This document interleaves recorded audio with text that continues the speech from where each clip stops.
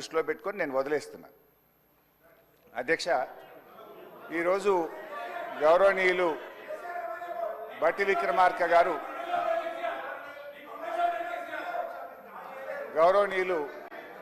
ఉప ముఖ్యమంత్రి బట్టి విక్రమార్క గారు నేను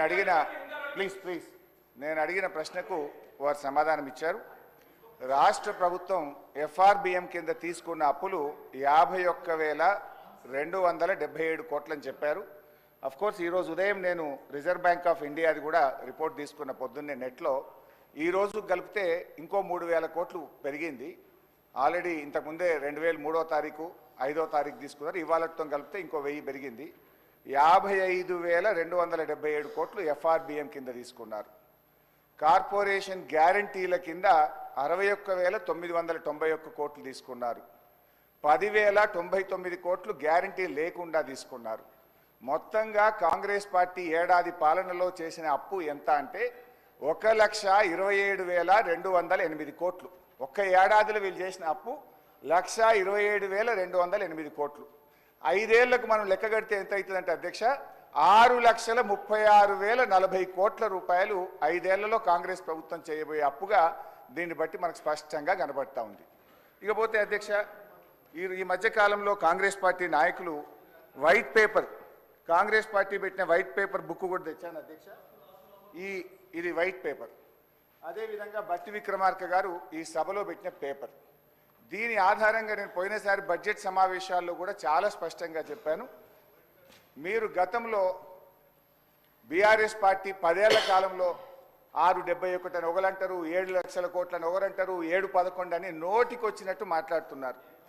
I challenge in this house, ఒకరోజు స్పెషల్గా డిబేట్ పెడతారా పెట్టండి, లేదు ఆడిటర్లను పిలిచి పెడతారా, ఫైనాన్స్ డిపార్ట్మెంట్ పెట్టి పిలుస్తారా పిలవండి. ఐ వాంట్ టు ప్రూవ్ 10 ఏళ్ల బీఆర్ఎస్ కాలంలో జరిగిన మొత్తం అప్పు కేవలం 4,17,496 మాత్రమే. కానీ గోరంతలు కొండంతలు చేసి గోబల్స్ ప్రచారం చేసేటువంటి ప్రయత్నాన్ని ఈ సభ ద్వారా నేను తీవ్రంగా ఖండిస్తూ ఉన్నాను. గతంలో గౌరవనీయులు బట్టి విక్రమార్క గారు ఎన్నికల ముందు ఆదాయాన్ని సమకూర్చడంలో కాంగ్రెస్ పార్టీకి అపారమైనటువంటి అనుభవం ఉంది, హామీలన్నీ నెరవేర్చడం మాకు పెద్ద సమస్యే కాదు అని ఎన్నికల ముందు చెప్పారు. వీడియో కూడా ఉంది, కావాలంటే పంపిస్తాను. ఇప్పుడు అధికారంలోకి వచ్చిన తర్వాత ఏమైంది, ఏడాది అయింది, హామీలు ఎప్పుడు అమలు చేస్తారంటే అప్పుల పేరు చెప్పి తప్పించుకునేటువంటి ప్రయత్నం చేస్తున్నారు. ఒక అబద్ధాన్ని 100 సార్లు చెప్తే నిజమైతే అనే విధంగా గోబల్స్ ప్రచారం చేస్తూ ఉన్నారు.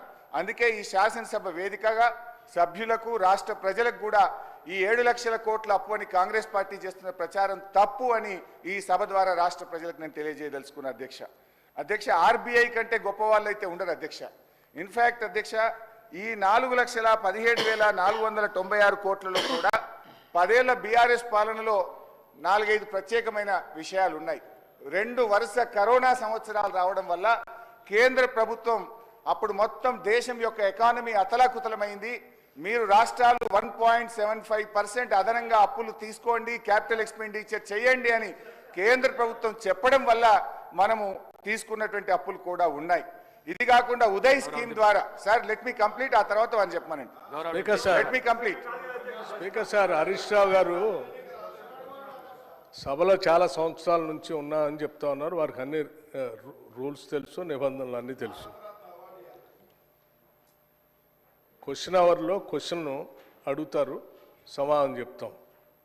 క్వశ్చన్ ఏముంటుంది కానీ వారు షార్ట్ డిస్కషన్ లాగా ఉపన్యాసం చెప్పుకుంటూ పోతా ఉన్నారు.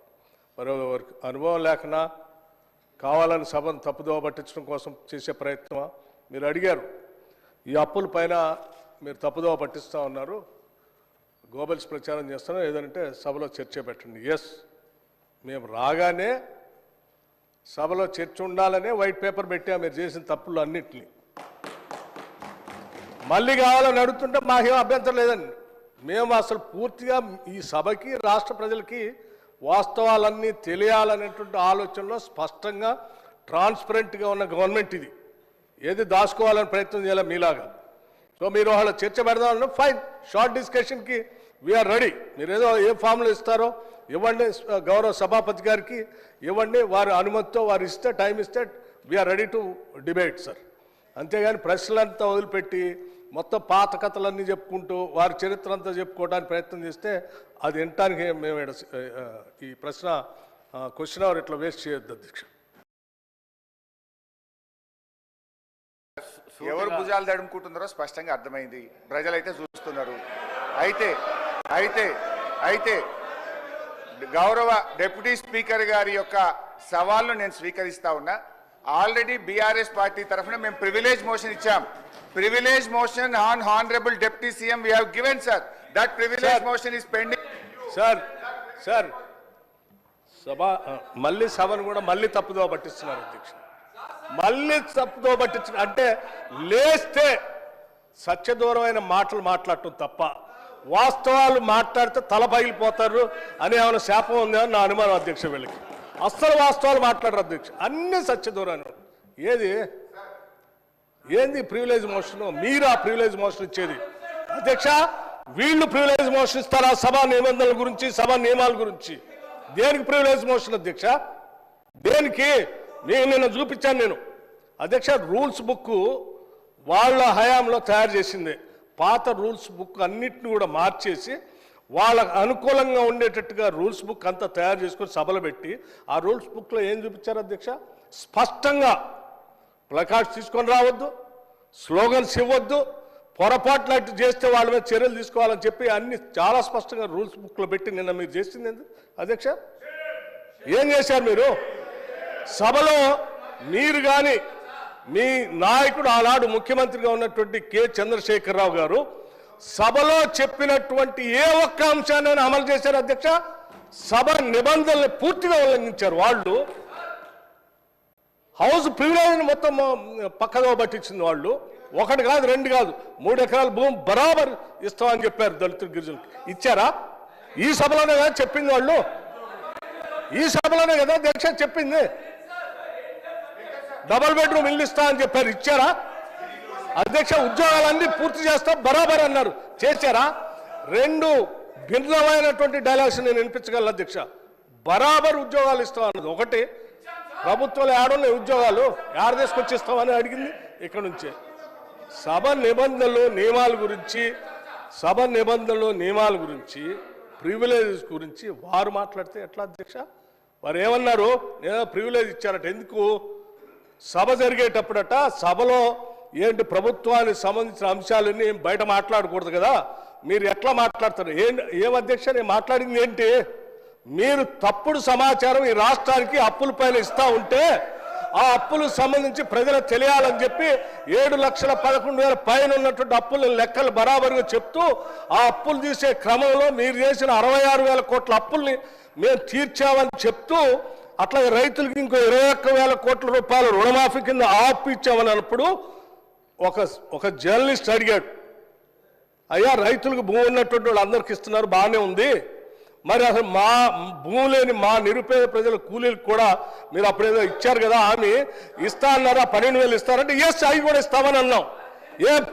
భూమి లేని నిరుపేద కూలీలకి 12,000 కూడా ఇస్తాము, అది ఒక జర్నలిస్ట్ అడిగిన దాని మీద ఇస్తామని చెప్పిన దాన్ని అది ప్రివిలేజ్ మోషన్.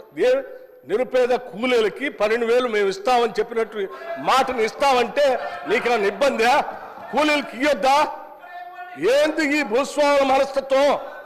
ఏంటా ఇబ్బంది? ఏం ఇబ్బంది అంటే దానికంటే ప్రివిలేజ్ మోషన్ ఇస్తారట. రైతు కూలీలకి 12,000 ఇస్తారా అని ఒక జర్నలిస్టు అడిగితే ఇస్తామని అన్నాం, అది ప్రివిలేజ్ మోషన్.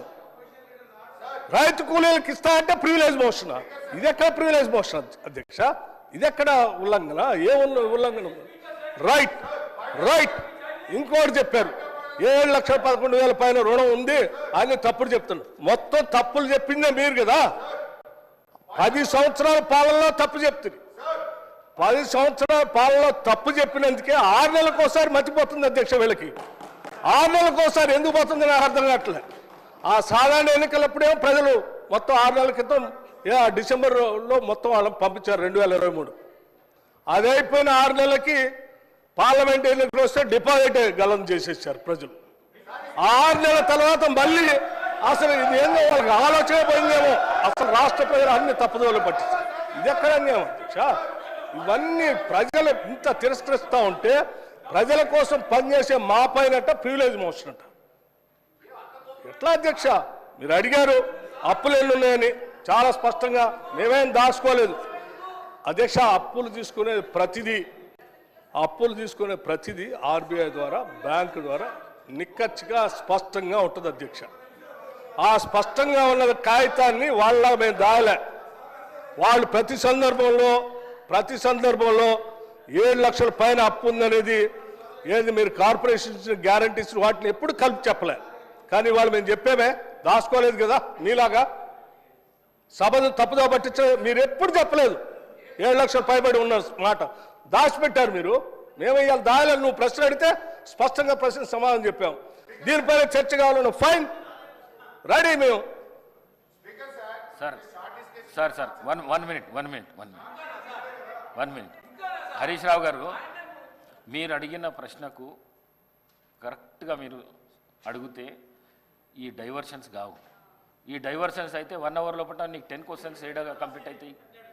దయచేసి మీరు వేరే దానికి పోకుండా క్వశ్చన్కు సంబంధిత ప్రశ్నలే అడగండి మీరు దయచేసి ప్లీజ్. హరీష్ రావు గారు. స్పీకర్ సార్, మాకు మాత్రమే నీతులు చెప్తారు, అటువైపు ఎందుకు చెప్పారు సార్? అదే మీరు ఇప్పుడు వారు మొత్తం రాజకీయ ఉపన్యాసం చేయొచ్చు, రాజకీయం అంతా మాట్లాడొచ్చు. నేను I was confined to the subject sir. నేను డీవియేట్ కాలేదు. దయచేసి మీరు మా హక్కులను కాపాడాలి సార్. వికారాబాద్ ప్రజలు కూడా చూస్తున్నారు సార్, మా హక్కులు కాపాడాలి సార్. మీరు ఇక్కడ స్టార్ట్ అయితే అధ్యక్ష, స్పీకర్ సార్, మీరు ఒక విషయాన్ని క్లారిఫై చేయాలి. ఆ రకంగా శాసించడం కరెక్ట్ కాదు సార్. అధ్యక్ష, నాకు హరీష్ రావు గారి మీద చాలా హరీష్ రావు గారి మీద చాలా గౌరవం ఉంది అధ్యక్ష.